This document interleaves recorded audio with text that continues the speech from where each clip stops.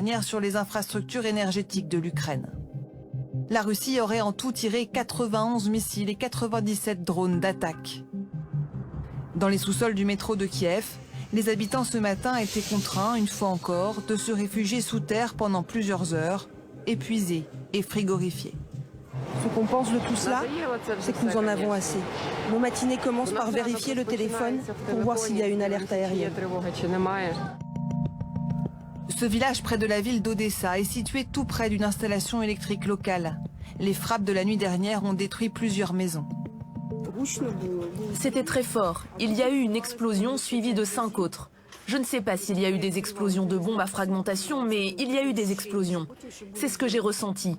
Il y avait une forte odeur, comme si quelque chose brûlait. Nous étions confus, mais nous ne pouvions même pas sortir. Tout était sous les décombres. Avec ces bombardements, au moins 1 million d'Ukrainiens se retrouvent privés d'électricité. Les températures en Ukraine avoisinent les 0 degrés. Alors que la Russie engrange de nouveaux gains territoriaux, le président Zelensky demande plus que jamais auprès de ses alliés de lui fournir de nouveaux systèmes de défense aérienne.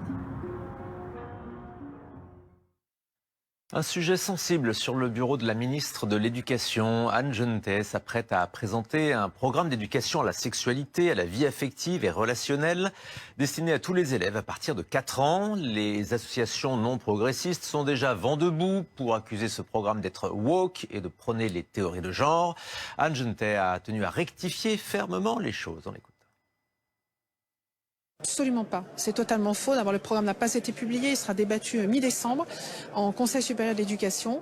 Et le programme est très clair. Il s'agit aujourd'hui d'apporter d'abord un programme où il n'y en avait pas. Première chose, que nos professeurs soient soutenus, puissent répondre aux questions qui sont posées par les enfants, que les parents puissent savoir exactement ce que contient le programme. C'est un programme qui est équilibré, qui est très progressif, qui tient compte de la maturité et de l'âge de chacun. C'est un programme dans lequel on n'apprend pas les pratiques sexuelles, évidemment. On apprend le respect, on apprend la notion de consentement, on apprend la différence fille-garçon, on apprend à dire non, très important. Et puis derrière, n'oublions pas que lorsqu'un jeune n'a pas la réponse à ces questions, il va la chercher par lui-même. On sait qu'aujourd'hui, un garçon sur 2 à l'âge de 11 ans a déjà consulté des sites pornographiques sur lesquels toutes sortes de réponses, dégradantes d'ailleurs, circulent. Et donc c'est ça que nous voulons combattre. L'école de la République, c'est une école dans laquelle il n'y a pas d'idéologie. Ce programme n'a pas d'idéologie. La théorie du genre, elle n'existe pas. Elle n'existe pas non plus dans ce programme, évidemment. On apprend la différence fille-garçon. On se respecte pour ce qu'on est. Et c'est tout. Il n'y a qu'une seule ligne. La ligne du ministère, c'est la ligne que je défends. C'est moi qui pilote ce programme. Le programme qui est, pour le premier degré, éduqué à la vie affective et relationnelle, point. Et pour le second degré, éduqué à la vie affective et relationnelle et à la sexualité, comme le prévoit le Code de l'éducation, puisqu'il y a l'éducation à la sexualité qui est bien dans le Code de l'éducation. Ce programme explique la différence entre une fille et un garçon. C'est fondamental. Elle explique à se respecter pour ce qu'on est. Voilà. Ensuite, on va en effet dans ce programme aussi parler de stéréotypes. C'est ce qu'on appelle aussi des clichés pour savoir comment une fille peut être, comment un garçon peut être. Point, c'est tout. C'est reconnaître qui on est, qui est celui, mon camarade de classe qui est à côté de moi, et je le respecte pour ce qu'il est, comme fille ou comme garçon. Il s'agit de parler également de la vie affective et relationnelle. Donc ça commence à l'âge de 4 ans. Par exemple, nous apprenons à reconnaître les émotions. À l'âge de 4 ans, reconnaître la peur, la colère, la tristesse, la joie. Il faut savoir les reconnaître. Vous savez, j'ai des enseignants en collège qui m'ont dit « Nos élèves aujourd'hui ne savent plus lire ce qu'on appelle le langage non verbal ». Eh bien, c'est ça aussi que ce programme apprendra à nos enfants dès l'âge de 4 ans. On est uniquement là-dessus, la vie relationnelle, savoir se respecter, savoir dire non. Qui a le droit de me toucher? Et oui, il faut apprendre à nos jeunes qui a le droit de me toucher, qui n'a pas le droit de me toucher. Il faut leur apprendre cela pour qu'ils puissent aussi apprendre à dire non. 4 ans, c'est pas trop tôt. Non, je crois qu'aujourd'hui, un jeune, pour lui apprendre, oui, très tôt, il faut apprendre à reconnaître la joie. Est-ce que mon visage, en ce moment, lorsque je vous parle, est-ce que je suis triste? Est-ce que je suis en colère? C'est ça qu'il faut leur apprendre. Dès l'âge de 4 ans, c'est ça que nous apprenons. Et qu'est-ce que vous pouvez dire à des parents qui sont un peu inquiets Je veux les rassurer. C'est un programme qui permet de répondre à toutes les questions et combien les parents savent qu'un jeune, il pose une question impromptue à n'importe quel moment, au moment où on l'attend le moins, et il nous faut des réponses. Les parents trouveront des réponses dans ce programme, tout comme les enseignants trouveront des réponses dans ce programme. Et nos enseignants seront formés, ils auront même une foire aux questions pour les aider à répondre à toutes les questions les plus étonnantes, les plus surprenantes, les plus parfois enthousiasmantes de nos jeunes enfants. Vous regardez le journal de la nuit sur BFM TV, restez avec nous. On va revenir sur ce grave incident en pleine Assemblée nationale. Une altercation a eu lieu dans la soirée lors d'une suspension de séance. 2 députés ont failli en venir aux mains dans un contexte de vive tension. Le député Modem à l'origine de l'incident a été exfiltré de l'hémicycle par les huissiers. On verra ça après l'écho avec Pierre Kupferman. Novembre, grosse tension à l'Assemblée nationale. Une violente altercation a eu lieu dans l'hémicycle vers 22h30 lors d'une suspension de séance. 2 députés ont failli en venir aux mains. Le président du groupe Modem a dû s'interposer entre les 2 hommes. Michel Barnier lâche du lest pour tenter d'échapper à la censure. Le Premier ministre a fait des concessions sur le budget 2025, sur l'électricité ou la réduction de l'aide médicale d'État. Une manière de convaincre le RN de renoncer à faire tomber le gouvernement. Nouvelle menace de Vladimir Poutine contre l'Ukraine. Le président russe se dit prêt à frapper Kiev avec son nouveau missile expérimental. Moscou revendique également les attaques massives de la nuit dernière. Une scène surréaliste en plein hémicycle de l'Assemblée nationale. Dans la soirée, 2 députés ont manqué d'en venir aux mains. Le Modem Nicolas Turquois a pris à partie un de ses collègues socialistes, puis s'est rapproché du LFI Antoine Léaumont, qui affirme avoir été menacé physiquement. Marc Fesneau est intervenu pour s'interposer entre les 2 hommes. Le député Modem a fini par être escorté en dehors de l'hémicycle par les huissiers de l'Assemblée. Alors cet incident s'est produit hors caméra lors d'une suspension de séance, mais a été filmé par des téléphones portables. Regardez.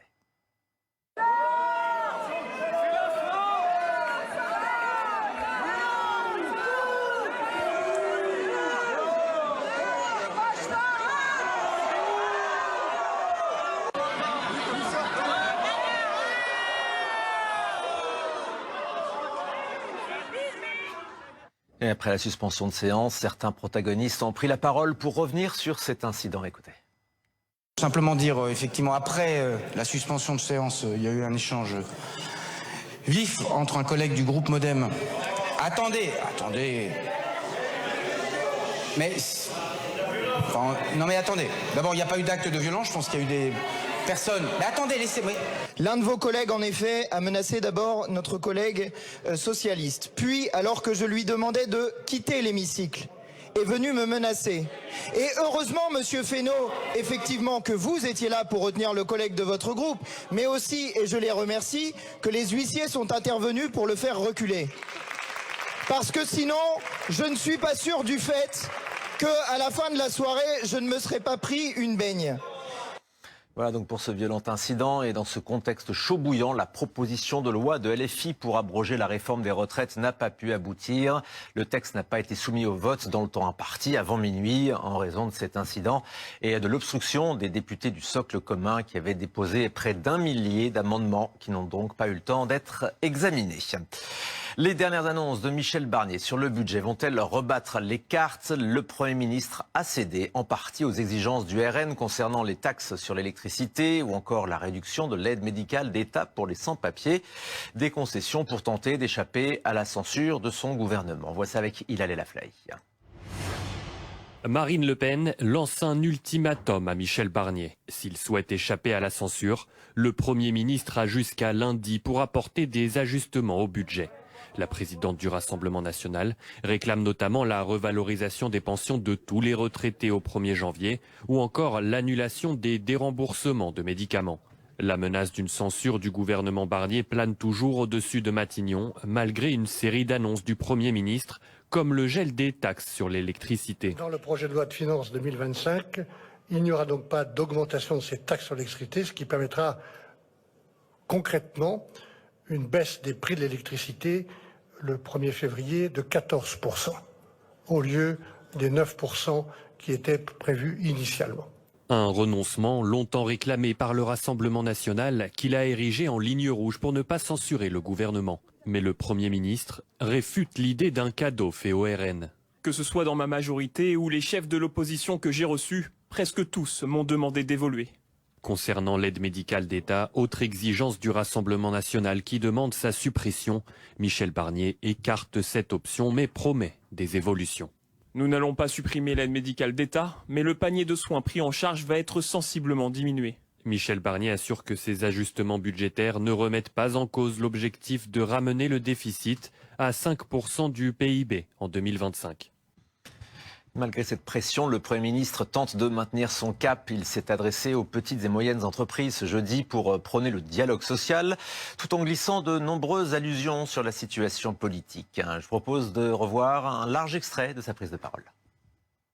C'est un moment qui exige, comment dirais-je, de chacun et du Premier ministre d'abord du sang-froid et du calme. C'est ça aussi que je veux qu'on travaille dans l'écoute, la confiance.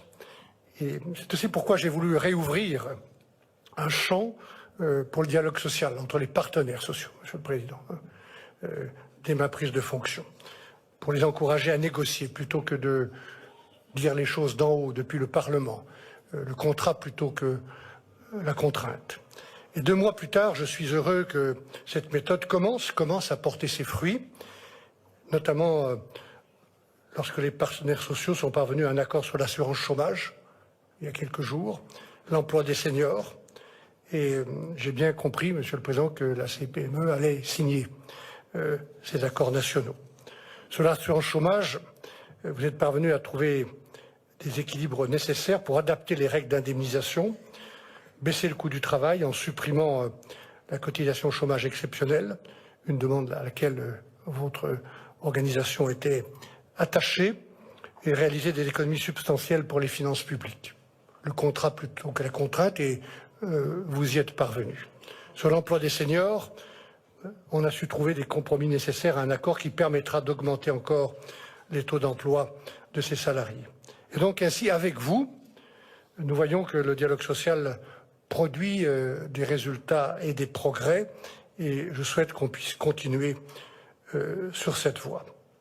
Voilà pourquoi la ministre du Travail et de l'Emploi, Astrid de Padossian-Bouvet, vous a adressé une proposition de concertation, Monsieur le Président, sur les aménagements justes, raisonnables, que nous pourrions ensemble apporter à notre système de retraite, tout en préservant l'équilibre financier qui avait été trouvé il y a un peu plus d'1 an. D'autres sujets importants viendront rapidement, si vous en êtes d'accord, dans le dialogue social. La question de la santé au travail, de la prévention à la prise en charge des arrêts de travail, dont vous avez parlé à l'instant. La question de la prévention et de la prise en charge de l'absentéisme, qui désorganise les entreprises et pèse sur la qualité du service public. Et enfin, la question des transitions professionnelles. Voilà. Sur tous ces sujets, moi je pense que les 3 mots-clés que vous avez utilisés, Monsieur le Président, dans votre discours, visibilité, stabilité, lisibilité. Voilà. Ça me va bien, ça, d'ailleurs. De se dire que le Premier ministre aussi a besoin de visibilité, a besoin de lisibilité, et ensuite de stabilité. Voilà. À bon entendeur, salut. Voilà.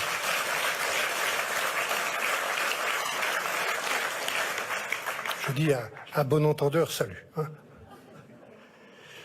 Sur le dernier point que je viens de citer, les transitions professionnelles, les thématiques abordées durant cette conférence, cette réunion que vous avez organisée dans les différents ateliers montrent que les PME sont attentives à la transition écologique. Et elles ont raison parce que je pense je le pense depuis longtemps, qu'1,5 degré de plus à 2 degrés de plus, comme c'est probable, probable sur un certain temps et certains plutôt qu'on ne le croit, ça va tout changer dans nos habitudes de produire, de nous transporter, de pêcher, de cultiver, tout changer. Je dis ça comme quelqu'un qui a présidé un département de montagne pendant 17 ans, dans lequel 1/3 de l'économie repose sur la neige.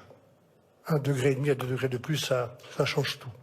Et puis vous êtes aussi attentif aux évolutions du numérique. Je dis dans le pôle midi qui suit ces questions attentivement à l'Assemblée nationale, avec notamment l'arrivée de l'intelligence artificielle. Ces évolutions sont porteuses de risques, bien sûr, mais je crois qu'elles sont aussi porteuses d'opportunités, puisqu'elles amènent de nouveaux segments d'activité économique, de nouvelles compétences à développer de nouveaux métiers aussi. Pour anticiper ces mutations et accompagner les entreprises, l'État et les partenaires sociaux prennent déjà de nombreuses initiatives en termes de formation. Je pense qu'on doit aller au-delà, dans l'anticipation et dans l'accompagnement.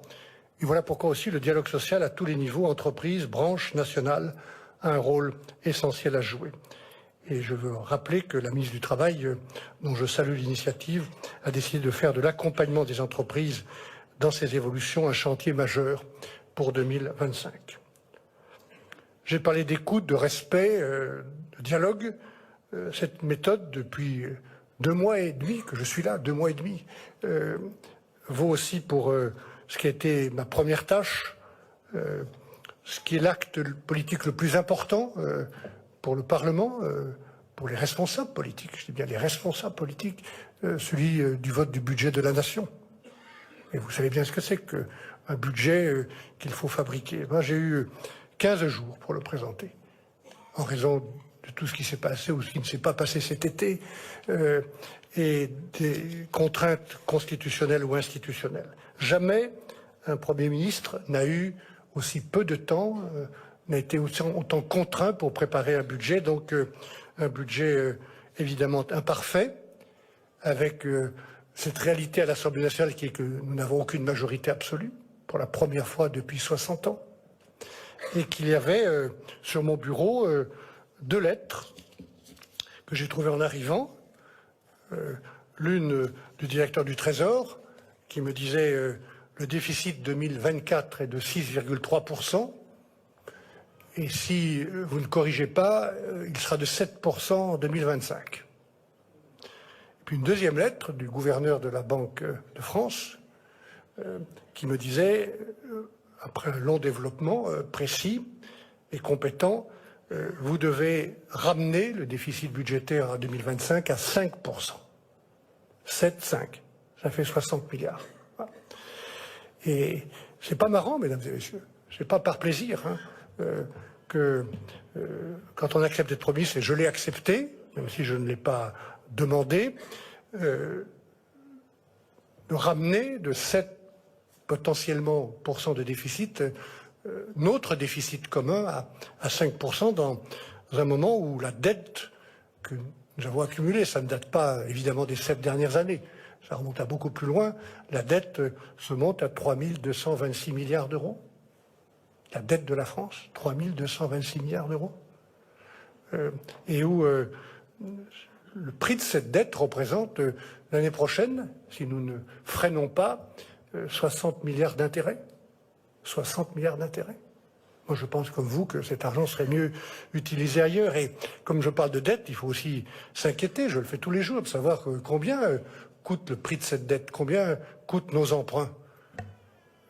Hier, on était au-dessus des taux grecs, voilà, en raison des turbulences, des petites phrases, des tweets des uns et des autres. Ça, c'est la réalité. Et donc, quand vous acceptez d'être Premier ministre dans telles circonstances, il n'y a pas beaucoup de bonnes nouvelles, il y a des décisions difficiles à prendre. Je n'ai pas d'état d'âme. Le seul sujet que j'ai, c'est de prendre des décisions justes et de faire en sorte que l'effort de réduction, de freinage de cette dette, la réduction, ça sera pour un peu plus tard, en tout cas de freinage de ce déficit, soit le plus équilibré, le plus juste possible, en évitant, Monsieur le Président, de toucher ceux qui sont au cœur de l'économie, c'est-à-dire ceux qui produisent, les entreprises. Je vais en dire un mot plus précis. Voilà, ce budget n'est pas parfait, pour les raisons que je viens de vous dire. Nous sommes en train de l'améliorer tous les jours. Je ne parle pas de la folie fiscale d'un certain nombre de députés qui se sont crus tout permis sur le dos des entreprises et des Français. Mais comme vous l'avez vu, ce budget élaboré avec le temps que nous avons donné au dialogue à l'Assemblée nationale, au débat, je n'ai pas voulu le couper tout de suite. Ce budget-là, ce projet de budget a été lui-même refusé par l'Assemblée nationale elle-même. Et voilà comment nous sommes maintenant au Sénat, où le gouvernement dispose du soutien d'une majorité de sénateurs très clairs et très nets et qui font du bon travail. Et, néanmoins, j'ai entendu tout ce qui m'a été dit à l'Assemblée nationale, y compris et d'abord par les groupes de la majorité relative qui me soutient, les 4 groupes que j'écoute et avec lesquels nous avons un dialogue constructif, même s'il est exigeant. Et donc, nous allons améliorer, nous continuerons d'améliorer ce budget pour qu'il atteigne cet objectif autour de 5%, recommandé pour la crédibilité de la France redresser les comptes tout en étant juste. C'est cet objectif qui impose des efforts à tous. Et pour ce qui concerne les entreprises, vous le savez, j'ai demandé en conscience une contribution exceptionnelle aux plus grandes entreprises, une contribution limitée dans le temps en ciblant ces entreprises-là. Voilà la méthode Barnier, également défendue par son ministre de la fonction publique. Guillaume Kasbarian a alerté sur le risque de rétrogradation de la France en cas de censure. Invité de Benjamin Duhamel sur BFM TV, il a appelé à la responsabilité des formations politiques. On l'écoute. Depuis 2 mois, le Premier ministre négocie, écoute, dialogue avec toutes les forces politiques. Et quand elles font des demandes, il essaye d'y répondre. Ça a été le cas sur les charges qui pèsent sur les entreprises, ça a été le cas sur les retraités et les petites retraites. C'est le cas aujourd'hui avec une annonce majeure sur les taxes sur l'électricité, avec donc 3 milliards d'euros restitués sur les taxes d'électricité, une baisse donc de l'électricité de 14% la semaine prochaine. Il essaye, nous essayons au maximum d'entendre les parlementaires, de négocier et d'y répondre. Après, voilà, le dialogue, il faut être 2 pour pouvoir dialoguer. Et il faut que de l'autre côté, il y ait aussi une volonté de dialogue. On fait le maximum. Après, si les parlementaires ne veulent pas de compromis, ou en tout cas certains d'entre eux ne veulent pas de compromis, eh bien chacun assumera ses responsabilités. Mais en tout cas, nous faisons le maximum. Et Michel Barnier l'a encore montré aujourd'hui. Il est dans le dialogue et dans l'écoute pour essayer de répondre à un maximum d'attentes parlementaires. Toutes les discussions peuvent être ouvertes jusqu'à la dernière minute, comme dans toute négociation.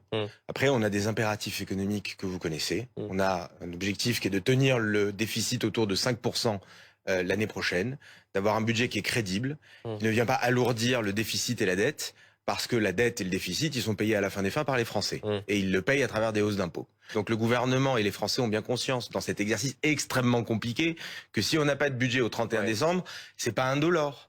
C'est pas anodin.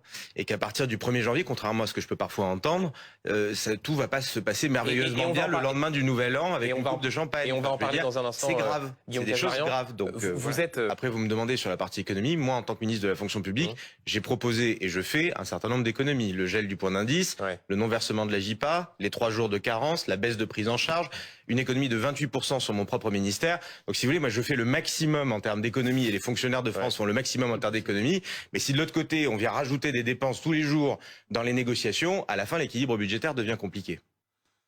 On en vient à la guerre en Ukraine. La nuit dernière, la Russie a mené de nouvelles attaques massives et Vladimir Poutine menace maintenant de frapper la capitale, Kiev, avec son puissant missile expérimental.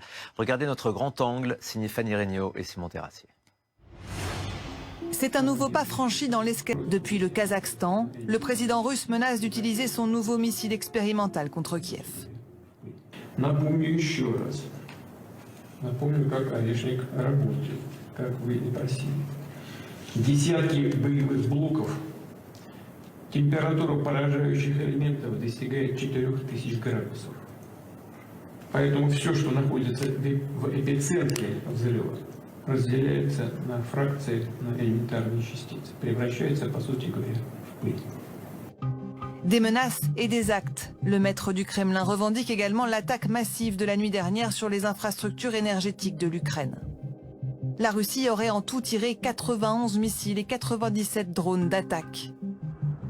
Dans les sous-sols du métro de Kiev, les habitants ce matin étaient contraints, une fois encore, de se réfugier sous terre pendant plusieurs heures, épuisés et frigorifiés. Ce qu'on pense de tout cela, c'est que nous en avons assez. Nos matinées commencent par vérifier le téléphone pour voir s'il y a une alerte aérienne. Ce village près de la ville d'Odessa est situé tout près d'une installation électrique locale. Les frappes de la nuit dernière ont détruit plusieurs maisons. C'était très fort. Il y a eu une explosion suivie de 5 autres. Je ne sais pas s'il y a eu des explosions de bombes à fragmentation, mais il y a eu des explosions. C'est ce que j'ai ressenti. Il y avait une forte odeur, comme si quelque chose brûlait. Nous étions confus, mais nous ne pouvions même pas sortir. Tout était sous les décombres. Avec ces bombardements, au moins 1 million d'Ukrainiens se retrouvent privés d'électricité. Les températures en Ukraine avoisinent les 0 degrés.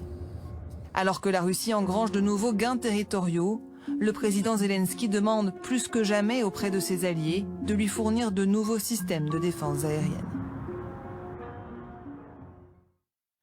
Un sujet sensible sur le bureau de la ministre de l'Éducation. Anne Genetet s'apprête à présenter un programme d'éducation à la sexualité, à la vie affective et relationnelle, destiné à tous les élèves à partir de 4 ans. Les associations non progressistes sont déjà vent debout pour accuser ce programme d'être woke et de prôner les théories de genre. Anne Genetet a tenu à rectifier fermement les choses. On l'écoute. Absolument pas. C'est totalement faux. D'abord, le programme n'a pas été publié. Il sera débattu mi-décembre en Conseil supérieur de l'éducation. Et le programme est très clair. Il s'agit aujourd'hui d'apporter d'abord un programme où il n'y en avait pas. Première chose, que nos professeurs soient soutenus, puissent répondre aux questions qui sont posées par les enfants, que les parents puissent savoir exactement ce que contient le programme. C'est un programme qui est équilibré, qui est très progressif, qui tient compte de la maturité et de l'âge de chacun. C'est un programme dans lequel on n'apprend pas les pratiques sexuelles, évidemment. On apprend le respect, on apprend la notion de consentement, on apprend la différence filles-garçons, on apprend